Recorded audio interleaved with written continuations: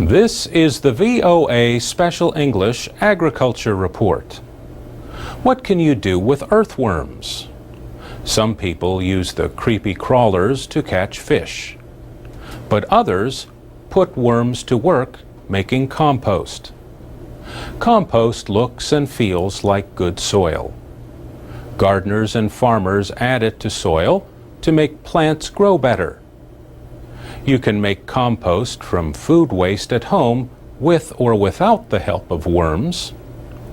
How the worms help is by first eating and processing the food. It comes out the other end of the worm as rich compost.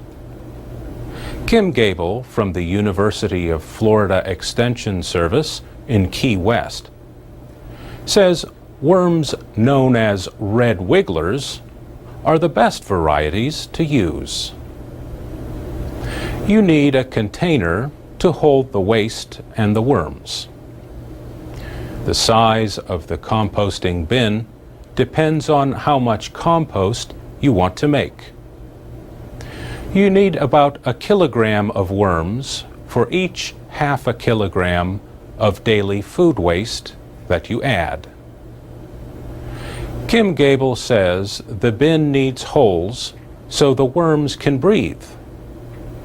And they also like to be in the dark, so cover the bin to keep out the light. One thing worms do not like is very high temperatures. Kim Gable lives in the warm climate of southern Florida. She keeps her worm bin indoors.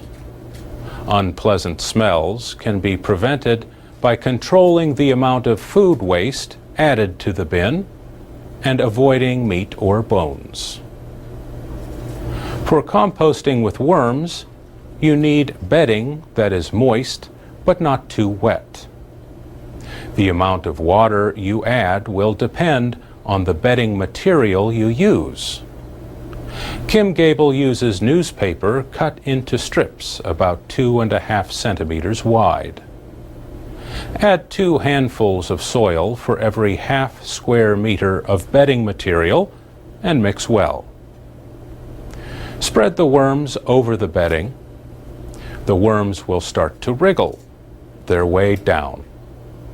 Remove any worms that remain on top of the bedding after 2 hours.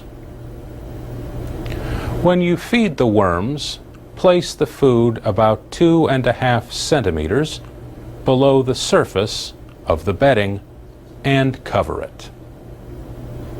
The worms' waste, or castings, should be ready to use as compost within 2 to 6 months.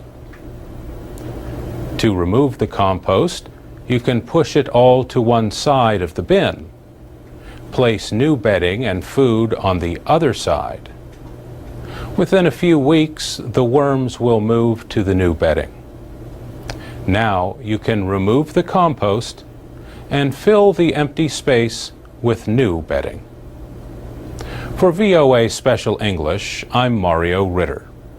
For more gardening advice, and for more programs and activities for English learners, go to voaspecialenglish.com.